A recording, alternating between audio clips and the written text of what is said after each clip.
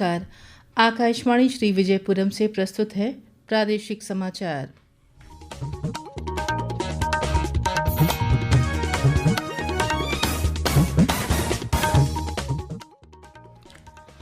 प्रधानमंत्री नरेंद्र मोदी आज भारत के अनुसंधान और विकास क्षेत्र में एक नए युग की शुरुआत करेंगे। साथ ही 1,00,000 करोड़ रुपए का आरडीआई योजना कोष भी लॉन्च करेंगे। भगवान बिरसा मुंडा की 150वीं जयंती पर जनजातीय गौरव पखवाड़े की शुरुआत हुई। देश भर में जनजातीय संस्कृति और पराक्रम के उत्सव की होगी गूंज। द्वीप समूह के विद्युत विभाग ने नई क्षेत्रवार समय सारणी जारी की। अगले 30 दिनों तक जारी रहेगा नया बिजली कार्यक्रम। और उत्तर अंडमान सागर में समुद्री तूफान के आने की चेतावनी।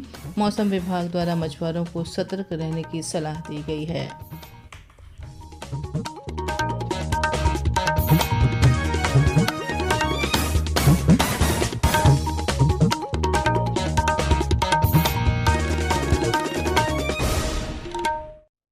सुबह के समाचारों के साथ मैं पूजा सिंह। प्रधानमंत्री नरेंद्र मोदी आज सुबह 9:30 बजे नई दिल्ली स्थित भारत मंडपम में emerging science and technology innovation conclave 2025 का उद्घाटन करेंगे और इस अवसर पर सभा को संबोधित भी करेंगे। देश के अनुसंधान एवं विकास क्षेत्र को सशक्त करने की दिशा में एक बड़े कदम के रूप में प्रधानमंत्री 1,00,000 करोड़ रुपए के research development and innovation scheme fund की शुरुआत करेंगे। सम्मेलन में एआई, क्वांटम तकनीक, ऊर्जा, स्वास्थ्य, अंतरिक्ष और पर्यावरण जैसे 11 प्रमुख विषयों पर चर्चा होगी। भगवान बिरसा मुंडा की 150वीं जयंती के उपलक्ष्य में पूरे देश में 1 नवंबर से जनजातीय गौरव वर्ष पखवाड़ा का शुभारंभ हुआ। इसका उद्देश्य जनजातीय नायकों के पराक्रम, संस्कृति और योगदान को राष्ट्रीय चेतना में लाना है। केंद्रीय जनजातीय कार्य मंत्री जुएल ओराम ने सभी राज्यों और केंद्र शासित प्रदेशों से इस पखवाड़े को जन आंदोलन के रूप में मनाने का आह्वान किया है। देश भर में सांस्कृतिक, शैक्षणिक और सामुदायिक कार्यक्रमों की श्रृंखला शुरू की गई है। जम्मू कश्मीर में प्रधानमंत्री जनमन और धरती आबा पहल के तहत कार्यशालाएं हुई। गुजरात के एकता नगर में भगवान बिरसा मुंडा के जीवन और योगदान पर राष्ट्रीय संगोष्ठी आयोजित की गई, जिसमें देश भर के शिक्षाविदों और जनजातीय नेताओं ने भाग लिया। ये पखवाड़ा कार्यक्रम जनजातीय गौरव, स्वदेशी ज्ञान और सशक्तिकरण का प्रतीक है, जिसका समापन 15 नवंबर को जनजातीय गौरव दिवस के रूप में होगा। प्रधानमंत्री राष्ट्रीय कृषि विकास योजना 2025-26 के तहत किसानों को कार्बन फाइबर टेलीस्कोपिक हार्वेस्टर खरीदने पर 50% या अधिकतम 30,000 रुपये तक की सब्सिडी मिलेगी। ये हल्का टिकाऊ उपकरण ऊंचे पेड़ों से फसल काटने में सुरक्षित और उपयोगी है। इसके लिए पात्र किसान कृषि उपडिपो से आवेदन कर सकते हैं।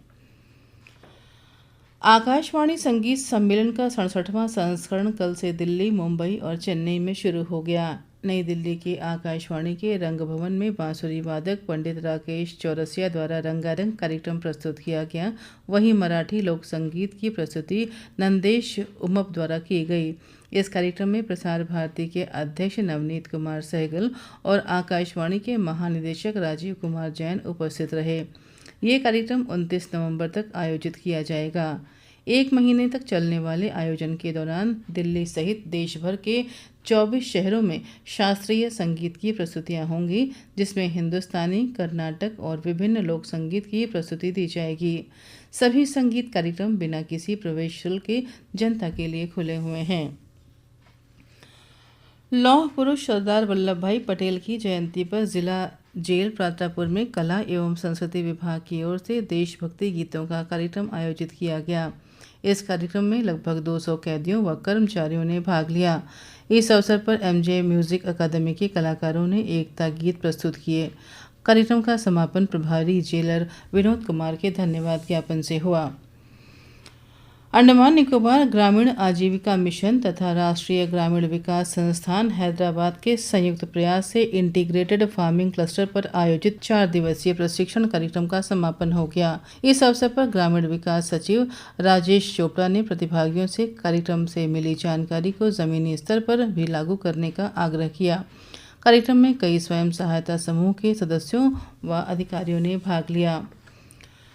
प्रादेशिक समाचार आप आकाशवाणी श्री विजयपुरम से सुन रहे हैं। समाचारों में आगे प्रमुख है लोड शेडिंग समय सारणी और मौसम की चेतावनी।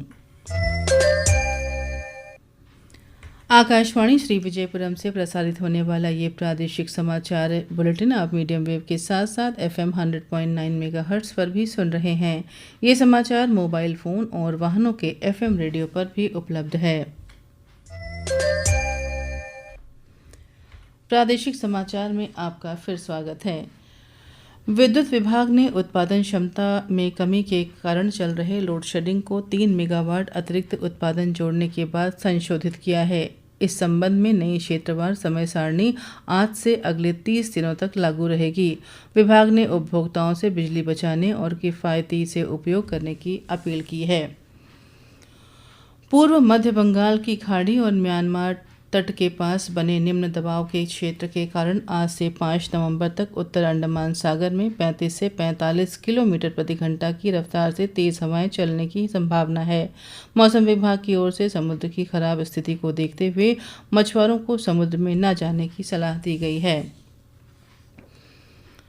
अंतर्राष्ट्रीय सहकारिता वर्ष के अवसर पर समुद्रिका श्रमिक सहकारी समिति की ओर से पीएम श्री सरकारी सीनियर सेकेंडरी स्कूल गैराचरमा में वृक्षारोपण कार्यक्रम आयोजित किया गया। कार्यक्रम में विद्यालय की प्राचार्य ज्योति तथा सरकारी विभाग के सहायक रजिस्ट्रार बशीर अहमद सहित शिक्षकों और विद्यार्थियों ने भाग लिया। इस अभियान के माध्यम से पर्यावरण संरक्षण और सामुदायिक भागीदारी के बारे में जानकारी दी गई।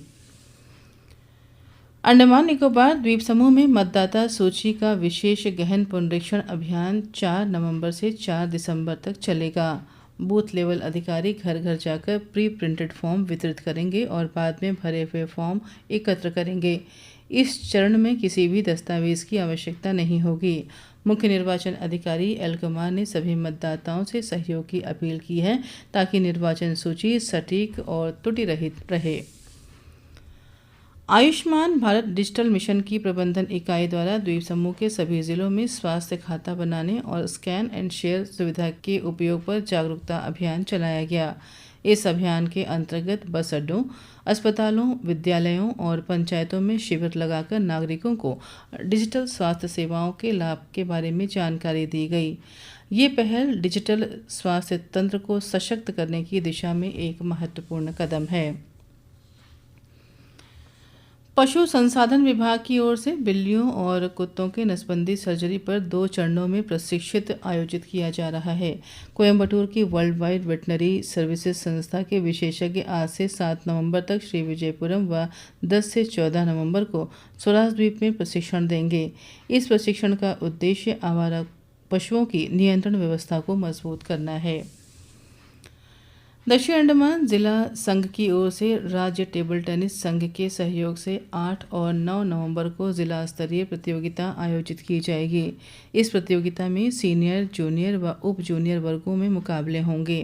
पंजीकरण 7 नवंबर शाम 5 बजे तक गूगल फॉर्म के माध्यम से भेजे जा सकते हैं। Andaman Nicobar roller skating association की ओर से मरीना पार्क रोड पर 8 और 9 नवंबर को 8वीं राज्य स्तरीय प्रतियोगिता आयोजित की जाएगी। 6 से 18 वर्ष से अधिक आयु वर्गों में क्वाड व इनलाइट इवेंट होंगे। विजेताओं को चेन्नई में 5 दिसंबर से होने वाली 63वीं राष्ट्रीय चैंपियनशिप के लिए चयनित किया जाएगा। अंत में मुख्य समाचार एक बार फिर। प्रधानमंत्री नरेंद्र मोदी आज भारत के अनुसंधान और विकास क्षेत्र में एक नए युग की शुरुआत करेंगे। साथ ही 1 लाख करोड़ रुपए का RDI योजना कोष भी लॉन्च करेंगे। भगवान बिरसा मुंडा की 150वीं जयंती पर जनजातीय गौरव पखवाड़े की शुरुआत हुई।